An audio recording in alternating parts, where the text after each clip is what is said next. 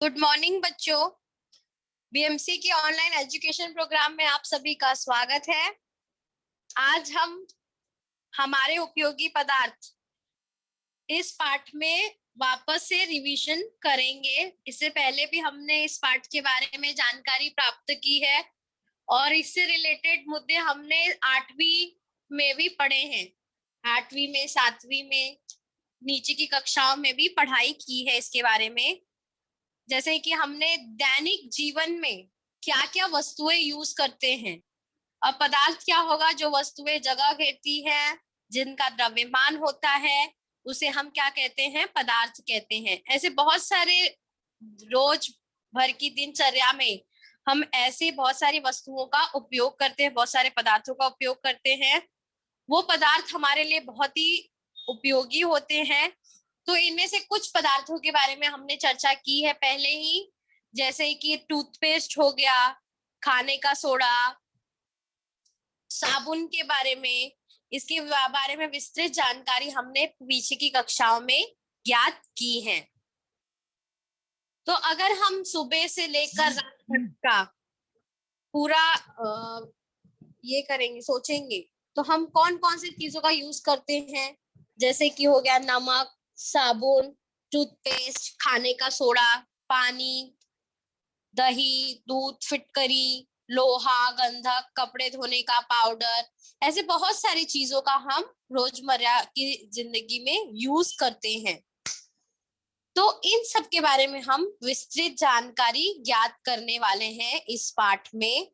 और यह पाठ में बहुत सारे शॉर्ट फॉर्म्स होते हैं, उसका यूज करेंगे हम। केमिकल नेम, वो सब हमें याद रखना होगा। ठीक है। अब दैनिक जीवन में क्या चीजें यूज में आती हैं, आज हमारे चर्चा का विषय क्या है? दैनिक जीवन के महत्वपूर्ण लवण में sodium chloride, sodium bicarbonate, bleaching powder, sodium carbonate, ये इसके बारे में हम पढ़ेंगे। उससे पहले हम जानेंगे लवण क्या होता है। लवण वर्ड यूज करते हैं। लवण है क्या? जिस आयोनिक यौगिक में H+ तथा OH- आयन नहीं होते हैं, जिनमें एक ही प्रकार के धनायन तथा ऋणायन होते हैं, उन्हें सामान्य लवण कहते हैं।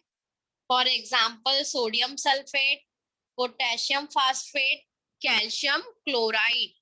तो Na2SO4, तो Na2 क्या हो जाएगा? धनायन हो जाएगा। SO4 क्या हो जाएगा? ऋणायन हो जाएगा। Na2+ ये हमारा धनायन, SO4 ये हमारा क्या हो जाएगा?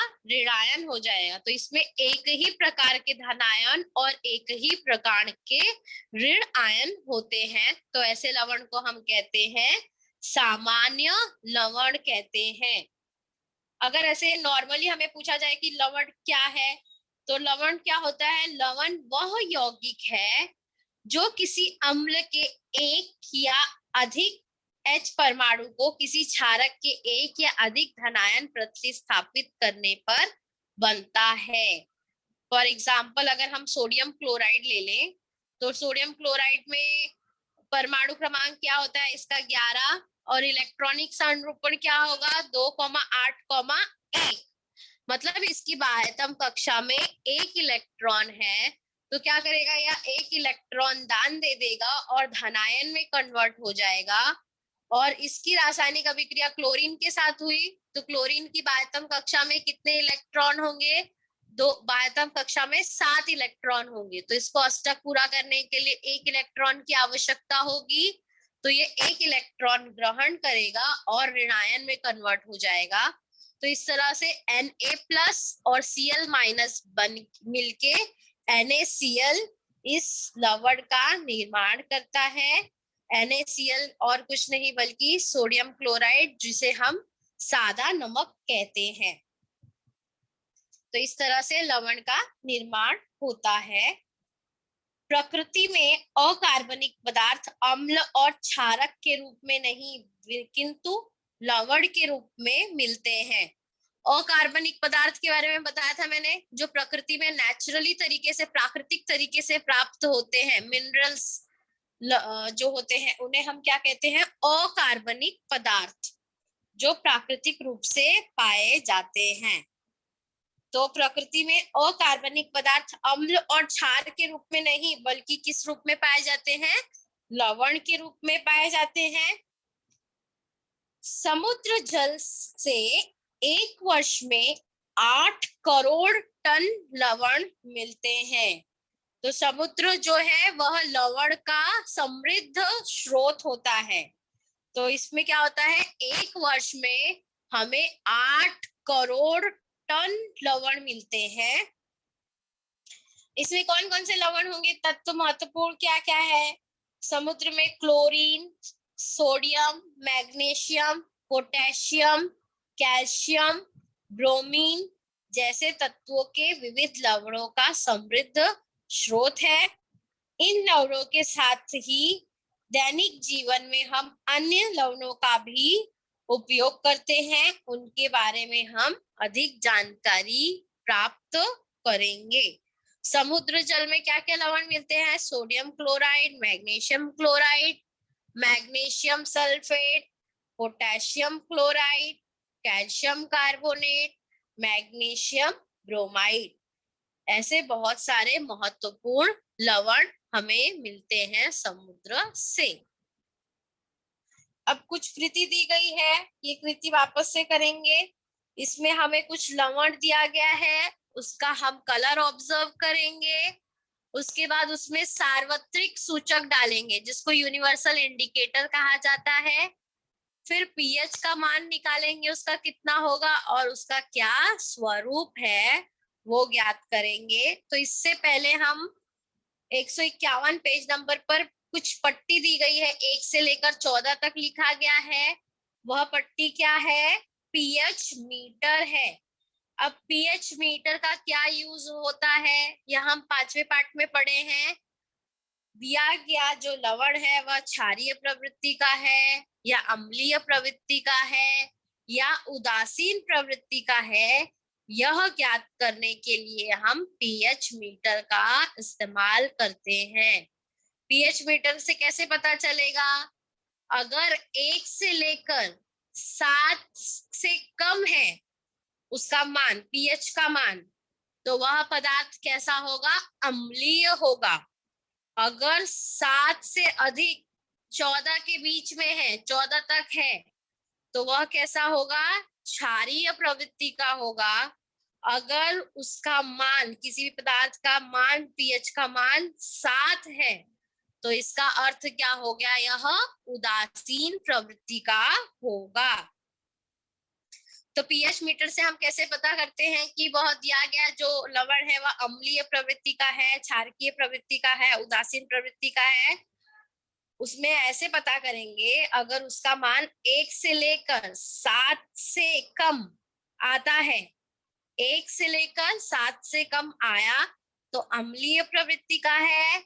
7 से अधिक 14 तक आया तो क्षारकीय प्रवृत्ति का है, और सिर्फ अगर 7 आया तो वह उदासीन प्रवृत्ति का है। तो इसी तरीके से हम उसका स्वरूप ज्ञात करने के लिए यहाँ पर पीएच मीटर की जगह पर क्या कर रहे हैं? सार्वत्रिक सूचक डाल रहे हैं। उसके बाद उसका कलर ऑब्जर्व कर रहे हैं, उस हिसाब से पीएच का मान लिख रहे हैं, जिससे हमें पता चल रहा है कि यह उदासीन प्रवृत्ति का है, कि क्षारकीय प्रवृत्ति का है, कि अम्लीय प्रवृत्ति का है।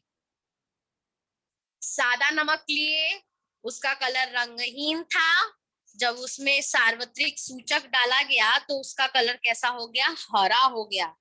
तब हरा कलर, अगर पीएच मीटर में देखेंगे, हरा कलर किसका है? 7 नंबर का कलर क्या है? हरा है। तो हरा है मतलब 7 नंबर मैंने बताया क्या होता है? उदासीन होता है। तो इससे हमें क्या पता चला? जो सादा नमक है वह उदासीन प्रवृत्ति का लवण है। वैसे ही साबुन लिया, उसका कलर रंगहीन था। जब उसमें सार्वत्रिक सूचक डाले तो कलर कैसा हो गया? जामुनी कलर हो गया। पीएच मीटर देखा तो जामुनी कलर किसका था? 13 नंबर का था। और 13 नंबर क्या है? क्षारकीय प्रवृत्ति का है। इसी तरीके से धोने के सोडे, बेकिंग सोडा, ब्लीचिंग पाउडर का भी ऑब्जर्व किया, तो ये तीनों भी कैसा है, क्षारकीय प्रवृत्ति का है।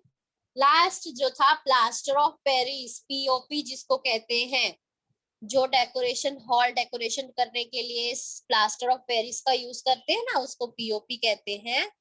पीओपी का मान कितना आया, पीएच का मान 7 आया, और वह भी कैसी प्रवृत्ति का है, उदासीन प्रवृत्ति का है। तो एक बार ये तालिका जो है एक बार देख लीजिए, फिर मैं आगे बढ़ती हूँ।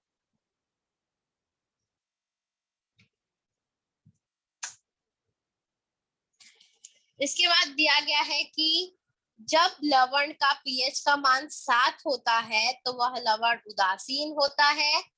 उदासीन लवण बनता कैसे है, ये आगे की कक्षाओं में फिल इन द ब्लैंक्स में या फिर किसी कॉम्पिटिटिव एग्जाम में हमेशा पूछा जाता है कि उदासीन लवण किससे बनता है। तो उदासीन लवण जो है वह प्रबल अम्ल और प्रबल क्षार से निर्मित होता है। उदासीन लवण कैसे बनता है, प्रबल अम्ल और प्रबल क्षार से निर्मित होता है। इसी तरीके से अम्लीय लवण कैसे बनता है, प्रबल अम्ल और दुर्बल क्षार से अम्लीय लवण बनता है। दुर्बल अम्ल कैसे हो, दुर्बल अम्ल और प्रबल क्षार से निर्मित होने वाला लवण कैसा होता है, वह क्षारीय होता है। तो फिर से एक बार ये कलेक्ट कर लीजिए, लवण उदासीन कब होता है, जब प्रबल अम्ल और प्रबल क्षार से निर्मित होता है, तब बनने वाला लवण उदासीन होता है। दूसरा, प्रबल अम्ल और दुर्बल क्षार, प्रबल मतलब स्ट्रॉन्ग, स्ट्रॉन्ग अम्ल और वीक क्षार से जो लवण बनता है वह अम्लीय होता है। तो जाहिर सी बात है, अगर प्रबल ले रहे हैं तो जो भी प्रबल है वह उसी प्रवृत्ति का आएगा। प्रबल अम्ल ले रहे हैं तो अम्लीय प्रवृत्ति का आएगा, प्रबल क्षार लेंगे तो क्षारीय प्रवृत्ति का आएगा। और अम्ल जो होता है उसके पीएच का मान 7 से कम होता है, क्षार जो होता है उसका मान 7 से अधिक होता है, और अगर उदासीन होगा तो उसका मान 7 ही होगा। ठीक है, तब आगे बढ़ते हैं। अब हम नेक्स्ट टॉपिक जो है चर्चा करेंगे हमारे उपयोगी पदार्थ में। सबसे पहला point, sodium chloride. Sodium chloride तो हम सभी जानते हैं इसके बारे में। अगर हमारे खाने में नमक ना हो तो खाना छोड़ देते हैं, अरे इसमें तो नमक ही नहीं है, तो नमक डालने पर वापस से वो खाना खाने लायक बन जाता है, अदरवाइज उसमें कुछ टेस्ट हमें पता ही नहीं चलता है। तो इसलिए भोजन को नमकीन स्वाद देने वाला जो है वह क्या है, सोडियम क्लोराइड होता है। और दैनंदिन जिंदगी में इसका बहुत ही उपयोग होता है, सबसे ज्यादा उपयोग इसी लवण का होता है। अब इसका रासायनिक नाम क्या है, सोडियम क्लोराइड। इसका रासायनिक नाम है सोडियम क्लोराइड। अब यह बनता कैसे है, यह सोडियम हाइड्रोक्साइड और हाइड्रोक्लोरिक अम्ल के रासायनिक अभिक्रिया होने पर सोडियम क्लोराइड बनता है और पानी जो है वह रिलीज होता है। यह लवण कैसा होता है, उदासीन प्रवृत्ति का होता है। कृति में ही हमने देख लिया था, सादा नमक जो होता है वह रंगहीन होता है और उदासीन प्रवृत्ति का होता है। इसके जलीय पीएच का मान 7 होता है, यह हमने कृति में ही देख लिया था। तो सोडियम क्लोराइड का उपयोग सबसे ज्यादा होता है, यह दैनंदिन जीवन में सबसे ज्यादा उपयोगी है। इसका रासायनिक नाम पूछा जाएगा तो सोडियम क्लोराइड, और यह कैसे बनता है पूछा जाएगा तो सोडियम हाइड्रोक्साइड और हाइड्रोक्लोरिक अम्ल की रासायनिक अभिक्रिया होने पर NaCl और H2O का निर्माण होता है। इसके पीएच का मान 7 होता है और यह उदासीन प्रवृत्ति का होता है। अब इसका गुणधर्म पूछा जाएगा, गुणधर्म और उपयोग। तो यह गुणधर्म क्या है इसका? यह रंगहीन और केलासीय आयनिक यौगिक है। केलासीय वर्ड के बारे में हमने जाना था। केलासीय मतलब जिसमें परमाणु एक विशिष्ट रचना में होते हैं और इसका जो गठनांक और गलनांक जो होता है वह बहुत ही उच्च होता है। तो क्या है? यह रंगहीन और केलासीय आयनिक यौगिक है। इसकी केलासीय रचना में केलासन जल नहीं होता है। केलासन जल मतलब इसमें पानी नहीं होता है। यह उदासीन लवण है। इसका स्वाद नमकीन होता है। इस यौगिक का उपयोग Na2CO3, NaHCO3 जैसे लवणों की निर्मित के लिए किया जाता है।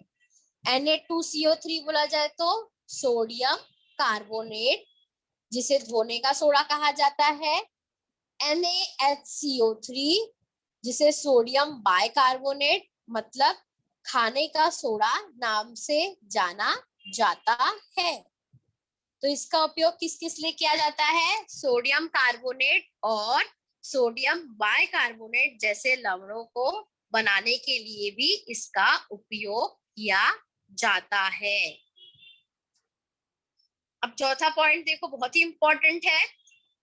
सोडियम क्लोराइड के संतृप्त जलीय विलयन। अब ये संतृप्त जलीय विलयन क्या होता है? संतृप्त जलीय विलयन मतलब 1 लीटर पानी लिया मैंने, उसमें 1 पाव नमक घोलूंगी। अब 1 पाव नमक पूरी अच्छी तरीके से घुल गया, मैं और नमक डालूंगी तो उसके कण नीचे रहेंगे, मतलब वो घुल नहीं पाएगा, संतृप्तता उसकी खत्म हो जाएगी, उससे ज्यादा वह घुलनशील नहीं कर सकता, उससे ज्यादा विलायकों को वह घोल नहीं सकता। तो ऐसे को क्या बोलते हैं हम? संतृप्त जलीय विलयन।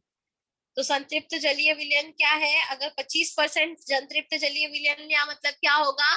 1 लीटर पानी में 1 पाव नमक घोला गया है, तो उसे हम क्या कहते हैं? संतृप्त जलीय विलयन। तो आगे क्या लिखा है? सोडियम क्लोराइड के संतृप्त जलीय विलयन में से विद्युत धारा प्रवाहित करने पर उसका अपघटन होता है। अपघटन होता है मतलब वह 2 पार्ट में डिवाइड हो जाता है। ऋणाग्र पर हाइड्रोजन गैस और धनाग्र पर क्लोरीन गैस मुक्त होती है। ऋणाग्र पर कौन सी गैस है? हाइड्रोजन गैस है। और धनाग्र पर कौन सी गैस है? क्लोरीन गैस मुक्त होती है। क्लोरीन गैस की निर्मित के लिए इस विधि का उपयोग किया जाता है।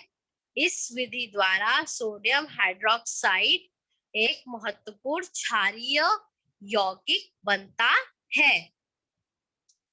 क्या होता है? सोडियम क्लोराइड और पानी जो है उसमें से जब क्या होता है, विद्युत धारा प्रवाहित होती है, सोडियम क्लोराइड को क्या किया गया है? पानी में घोल लिया गया है और उसमें से जब विद्युत धारा प्रवाहित कर रहे हैं तो क्या बन रहा है? सोडियम हाइड्रोक्साइड बन रहा है। उसमें से क्लोरीन गैस मुक्त हो रही है, क्लोरीन गैस मुक्त हो रही है और हाइड्रोजन गैस मुक्त हो रही है। उच्च तापमान पर नमक को गर्म करने पर वह पिघलता है, इसे नमक की संगलित अवस्था कहते हैं। अगर क्वेश्चन पूछा जाए 1 नंबर का कि नमक की संगलित अवस्था किसे कहते हैं, तो क्या लिखेंगे? उच्च तापमान पर नमक को गर्म करने पर वह पिघलता है, इसे नमक की संगलित अवस्था कहते हैं। संगलित नमक का अपघटन करने से धनाग्र पर क्लोरीन गैस और ऋणाग्र पर द्रव रूपी सोडियम धातु प्राप्त होती है। तो इसका गुणधर्म और उपयोग क्या है? यह रंगहीन और केलासीय आयनिक यौगिक है। इसके केलासीय रचना में केलासन जल नहीं होता है। यह उदासीन लवण है, नमकीन प्रवृत्ति का होता है। अब उपयोग क्या है इसका? इसका उपयोग है सोडियम कार्बोनेट और सोडियम बाइकार्बोनेट को बनाने के लिए किया जाता है। और क्या उपयोग है?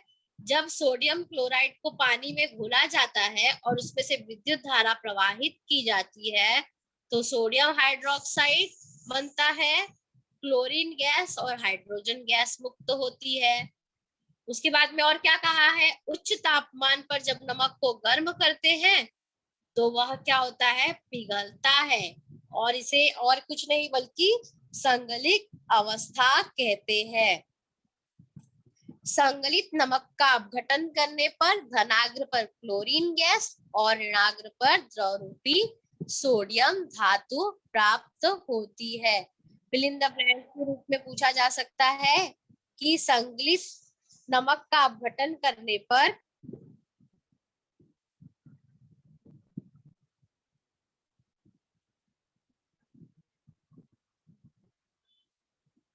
संगलित नमक का अपघटन करने पर धनाग्र पर क्लोरीन गैस और ऋणाग्र पर द्रव रूपी सोडियम धातु प्राप्त होती है।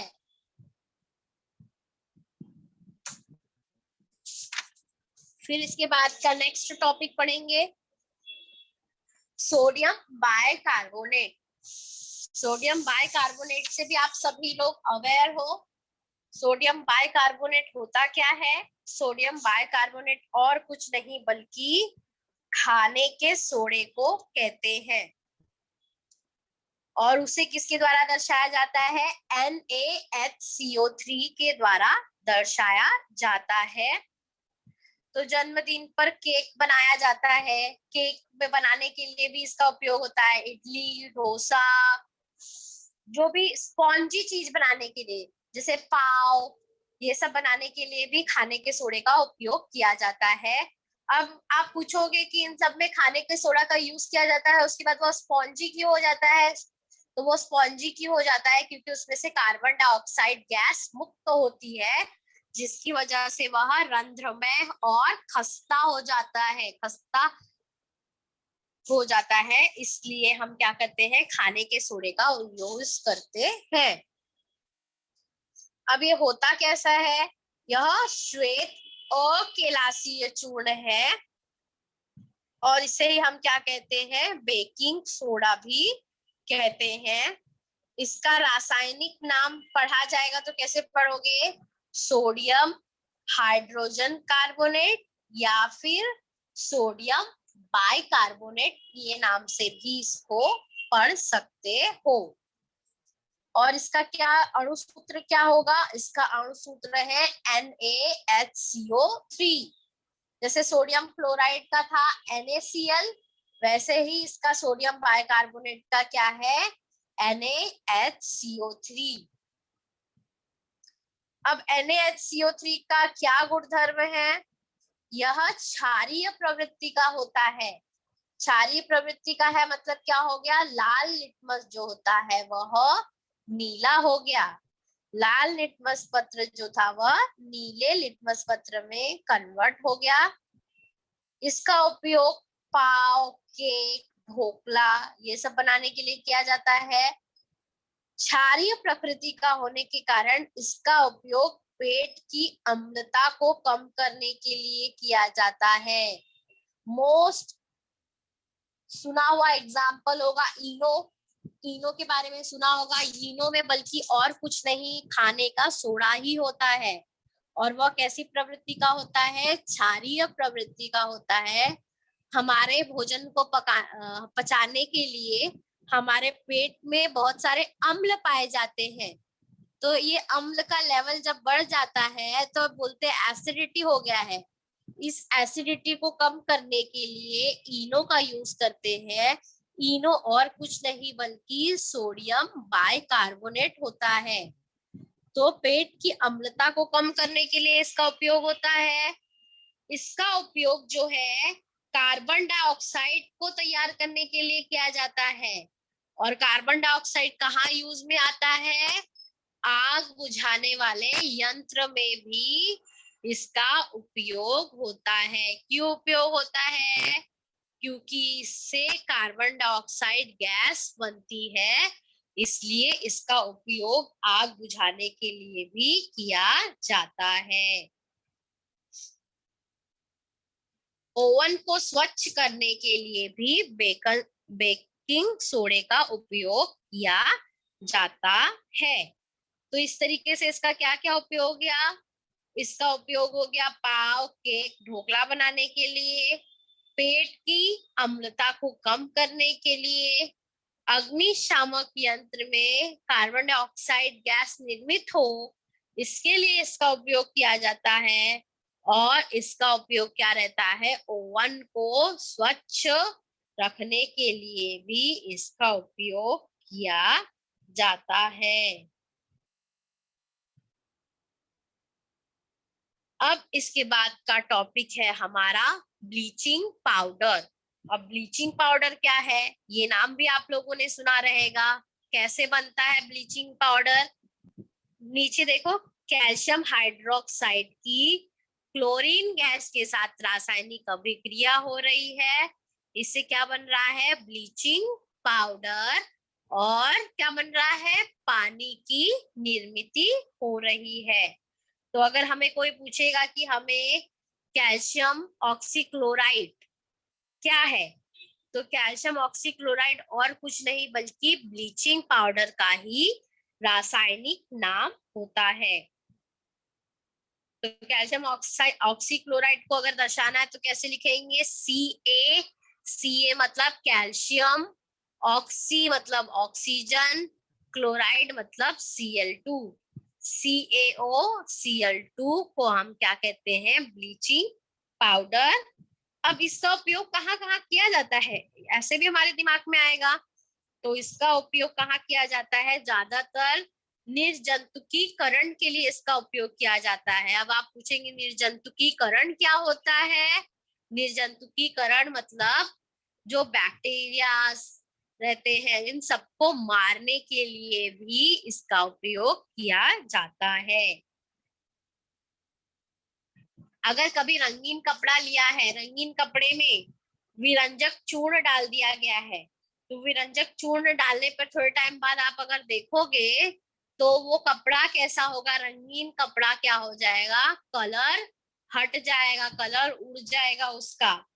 तो कभी भी अगर किसी कपड़े में, कलरफुल कपड़े में विरंजक चूर्ण डाल दिया जाए तो उसका कलर रंगहीन हो जाता है।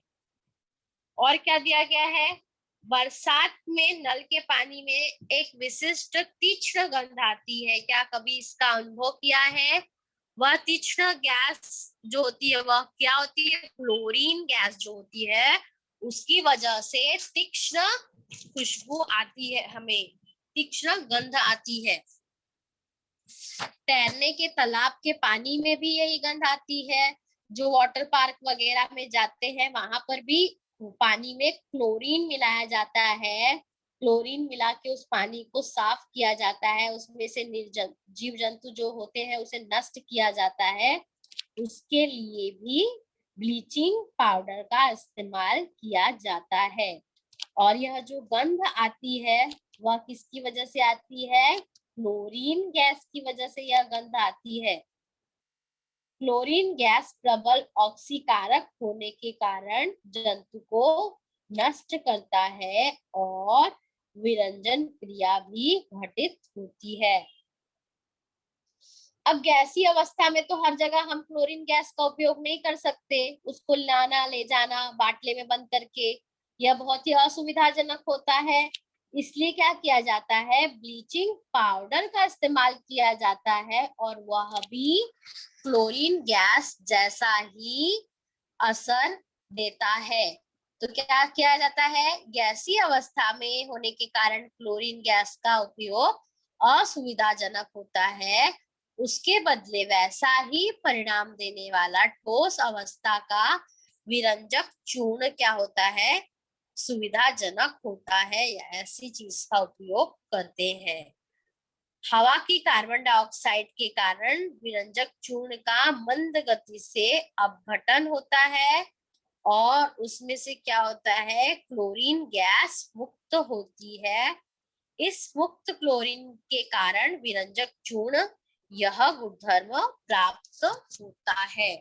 तो क्या दिया गया है, कैल्शियम ऑक्सीक्लोराइड का कार्बन डाइऑक्साइड के साथ जब रासायनिक अभिक्रिया होती है तो कैल्शियम कार्बोनेट बनता है और क्लोरीन गैस निर्मित होती है।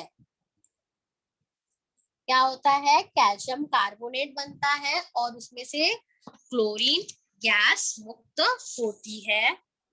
और अगर शुष्क बुझे हुए चूने के साथ क्लोरीन गैस की अभिक्रिया हुई तो हमें क्या बन जाएगा, विरंजक चूर्ण बन जाएगा। अगर हमें कोई पूछेगा विरंजक चूर्ण कैसे प्राप्त होता है, तो विरंजक चूर्ण कैसे प्राप्त होगा, शुष्क बुझे हुए चूने पर क्लोरीन गैस की रासायनिक अभिक्रिया करने से कैल्शियम ऑक्सीक्लोराइड मतलब विरंजक चूर्ण प्राप्त होगा। अब इसका क्या गुणधर्म और उपयोग है, विरंजक चूर्ण जो होता है पीला सफेद रंग का ठोस पदार्थ है। इसका रासायनिक नाम कैल्शियम ऑक्सीक्लोराइड है। इससे बड़ी मात्रा में क्लोरीन की गंध आती है। जल शुद्धिकरण केंद्रों में पीने के पानी के निर्जंतुकीकरण तथा तैरने के तालाबों के पानी के निर्जंतुकीकरण के लिए भी इसका उपयोग किया जाता है। कपड़ों का विरंजन करने के लिए इसका उपयोग किया जाता है। रास्तों के किनारे और कचरे की जगहों को निर्जंतुकीकरण करने के लिए इसका उपयोग किया जाता है। तनु सल्फ्यूरिक अम्ल और तनु हाइड्रोक्लोरिक अम्ल के साथ विरंजक चूर्ण की तीव्र रासायनिक अभिक्रिया होती है और उसमें से क्या होता है, क्लोरीन गैस मुक्त होती है। रासायनिक अभिक्रिया भी हम लोगों को दिया गया है, कैल्शियम ऑक्सीक्लोराइड का सल्फ्यूरिक अम्ल के साथ में रिएक्शन हो रहा है तो क्या बन रहा है, कैल्शियम सल्फेट और क्लोरीन गैस मुक्त हो रही है तथा पानी भी बन रहा है। कैल्शियम ऑक्सीक्लोराइड की कार्बन डाइऑक्साइड के साथ अभिक्रिया होने से कैल्शियम कार्बोनेट और क्लोरीन की निर्मिति होती है। तो जब कैल्शियम ऑक्सीक्लोराइड का भी कार्बन डाइऑक्साइड के साथ रिएक्शन होगा तो क्या बनता है, कैल्शियम कार्बोनेट मतलब CaCO3 और क्या होता है, क्लोरीन गैस मुक्त होती है। ठीक है, तो ये हो गया हमारा ब्लीचिंग पाउडर जिसे हम कहते हैं विरंजक चूर्ण। इसके बाद का हमारा लास्ट टॉपिक है धोने का सोडा। अब धोने का सोडा क्या है, इसका यूज क्यों करते हैं हम, हमने इसके पहले पार्ट में भी पढ़ा था दुष्फेन पानी के बारे में। दुष्फेन पानी क्या होता है, जिसे कठोर पानी कहते हैं। कठोर पानी मतलब उसमें क्या होता है, कैल्शियम मैग्नीशियम फ्लोराइड और सल्फेट होता है। इसके कारण क्या होता है, पानी दुष्फेन बन जाता है। ध्यान से सुनो सब लोग, ये दुष्फेन पानी पूछा जाएगा कि दुष्फेन पानी होता क्या है। तो दुष्फेन पानी क्या होता है, उसमें कैल्शियम और मैग्नीशियम फ्लोराइड, कैल्शियम और मैग्नीशियम फ्लोराइड तथा सल्फेट की उपस्थिति होती है। इसे ही हम क्या कहते हैं, दुष्फेन पानी, जिसे कठोर पानी भी कहा जाता है। कठोर पानी में न दाल उबलती है, चाय बनाओ तो चाय फट जाती है, ना तो उसमें हम कपड़े धुल सकते हैं, कपड़ा भी बराबर से नहीं धुलता है। तो जहां पर ऐसा पानी होता है वहां पर क्या होता है, धोने के सोडे का यूज करते हैं हम लोग। और धोने के सोडे का यूज करने पर क्या होता है, इसका जो पानी के अंदर कैल्शियम मैग्नीशियम फ्लोराइड और सल्फेट जो होता है, इसकी रासायनिक अभिक्रिया होती है हमारे धोने के सोडे के साथ और कार्बोनेट बनता है और नमक बनता है। और इससे क्या होगा, कार्बोनेट और नमक जो होता है पानी में घुलनशील होता है। पानी में घुलनशील होने की वजह से क्या होता है, फिर घुलनशील होने की वजह से ये पानी में घुल जाता है और अच्छे से कपड़े धुल जाते हैं। तो धोने के सोडे का यूज कहाँ क्यों करते हैं हम लोग, सुफेन बनाने के लिए। जो कठोर पानी रहता है उस कठोर पानी को सुफेन बनाने के लिए हम क्या करते हैं, धोने के सोडे का यूज करते हैं। तो इसमें दिया गया है मैग्नीशियम क्लोराइड का सोडियम कार्बोनेट के साथ जब रिएक्शन होता है तो मैग्नीशियम कार्बोनेट और नमक बनता है, जिसके कारण क्या होता है, नमक जो होता है पानी में घुलनशील हो जाता है और इससे हम आसानी से कपड़े धुल सकते हैं। अब इसका गुणधर्म और उपयोग क्या है, कमरे के तापमान पर धोने का सोडा कैसा होता है, भूरे रंग का गंधहीन चूर्ण होता है। इसके जलीय विलयन में लिटमस का रंग नीला होता है। अगर इसमें लाल लिटमस पेपर रखेंगे तो इसका कलर क्या हो जाएगा, नीला हो जाएगा, मतलब ये भी क्षारीय प्रवृत्ति का है। यह आर्द्रता शोषक होता है। आर्द्रता शोषक होता है मतलब नमी को अपने अंदर खींच लेता है, अर्थात हवा में खुला रखने पर वाष्प को अवशोषित करता है। इसका उपयोग प्रमुख रूप से कपड़े धोने के लिए किया जाता है। कांच, कागज उद्योग और पेट्रोलियम के शुद्धिकरण के लिए भी सोडियम कार्बोनेट का यूज किया जाता है। कांच, कागज का उद्योग और पेट्रोलियम के शुद्धिकरण के लिए भी सोडियम कार्बोनेट का उपयोग किया जाता है। इसमें रासायनिक अभिक्रिया पूछा गया है कि सोडियम कार्बोनेट का अगर सल्फ्यूरिक अम्ल के साथ में रासायनिक अभिक्रिया होगी तो कैसी होगी, Na2CO3 का H2SO4 के साथ जब रिएक्शन होगा तो सोडियम सल्फेट मतलब Na2SO4 बनेगा, पानी बनेगा और कार्बन डाइऑक्साइड बनेगा। तो क्या क्या बनेगा, Na2CO3 का जब सल्फ्यूरिक अम्ल के साथ रिएक्शन होगा तो Na2SO4 मतलब सोडियम सल्फेट बनेगा, H2O मतलब पानी बनेगा, CO2 मतलब कार्बन डाइऑक्साइड का निर्माण होगा। तो ये सब हमने आज पढ़ा है। आज हमने हमारे उपयोगी पदार्थों में महत्वपूर्ण लवण के बारे में पढ़ा है, सोडियम क्लोराइड, सोडियम बाइकार्बोनेट, विरंजक चूर्ण और सोडियम कार्बोनेट मतलब धोने का सोडा। इन चारों के बारे में उसका गुणधर्म, उसकी रासायनिक अभिक्रिया और उसका क्या उपयोग है, ये सब पढ़ा है। तो इसका जो नाम रहेगा एक बार वापस से रिवाइज कर लीजिए। सोडियम क्लोराइड बोला जाएगा तो सोडियम क्लोराइड मतलब NaCl, NaCl मतलब सादा नमक, NaHCO3 कहा गया मतलब सोडियम बाइकार्बोनेट, सोडियम बाइकार्बोनेट मतलब खाने का सोडा। विरंजक चूर्ण कहा गया अगर हम लोगों को तो CaOCl2 जिसको कैल्शियम ऑक्सीक्लोराइड भी कहते हैं। धोने का सोडा कहा गया मतलब तो Na2CO3। तो आज आपका गृह कार्य है, जो रासायनिक नाम मैंने बताया है उसे लिखना है और विरंजक चूर्ण से क्लोरीन की गंध आती है, इसे कारण सहित स्पष्ट करना है। तो आज का टॉपिक वाइंड अप। आप लोगों को कुछ डाउट है तो आप लोग पूछ सकते हैं।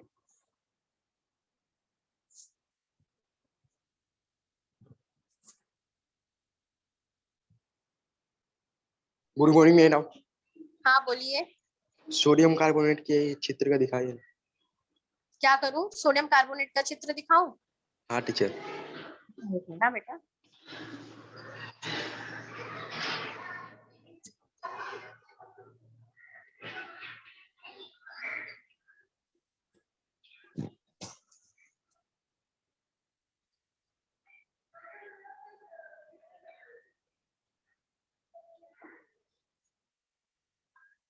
सोडियम कार्बोनेट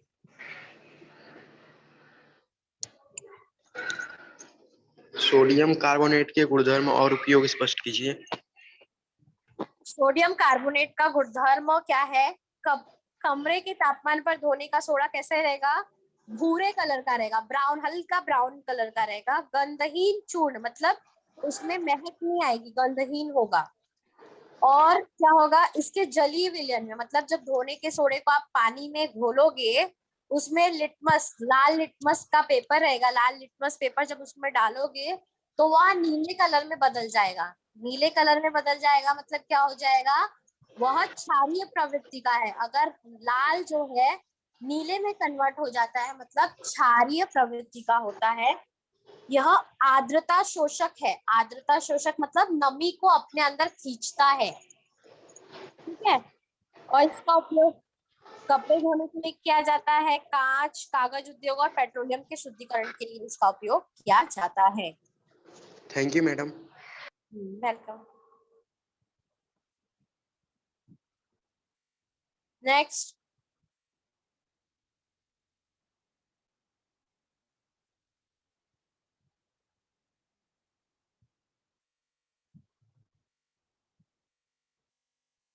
और किसी को good doubt? Morning teacher. Good morning बेटा। टीचर pH 7 का उसका फुल फॉर्म क्या है? किसका? pH मान। पीएच मीटर का? Yes teacher.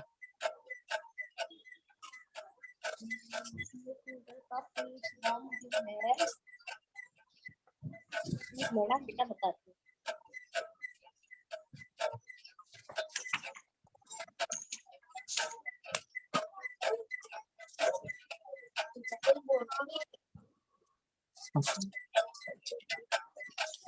मापक ही कहते हैं बेटा।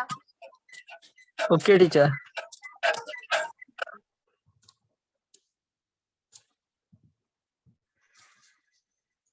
और कोई? टीचर, हाँ मतलब क्षारक को कैसे पहचाना जा सकता है? ठीक है, वेरी गुड क्वेश्चन। क्षारक को कैसे पहचानेंगे हम लोग? हाँ। जिसको हमारी पीएच मापक पट्टी है, दिख रहा है आप लोगों को, उसमें अलग अलग कलर दिया गया है। देखो दिख रहा है आपको? पेज नंबर अगर नहीं खोले हो तो 64 पेज नंबर खोल लो, पे 64 पेज नंबर पे भी है। 64 पेज नंबर पे हम लोगों को पीएच पट्टी के बारे में दिया गया है। इसमें 7 तक जो रहता है उदासीन होता है, और 7 का कलर क्या है? हरा।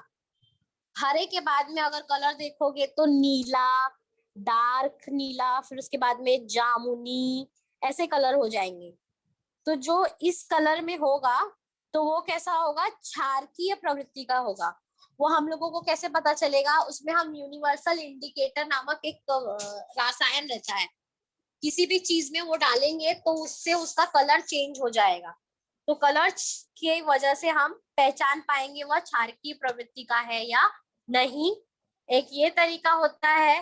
दूसरा तरीका होता है litmus paper. Litmus paper blue colour का भी होता है और रेड कलर का भी होता है। अगर रेड लिटमस पेपर ब्लू में कन्वर्ट हो गया तो वह जो होगा वह क्षारकीय प्रवृत्ति का होगा, ठीक है। तो रेड लिटमस पेपर जो होता है वो ब्लू में कन्वर्ट होना चाहिए, तो इससे भी हम पता कर सकते हैं वह क्षारकीय प्रवृत्ति का है, ठीक है। तो एक पीएच मापक से भी पता कर सकते हैं और दूसरा किससे? लिटमस पेपर की सहायता से भी पता कर सकते हैं।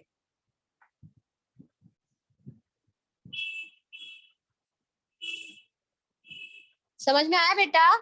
हाँ ठीक है सर। तो आज का ये रिवीजन हो गया। अगर आप लोगों को और कोई डाउट रहेगा तो नेक्स्ट सेशन में आप पूछ सकते हैं।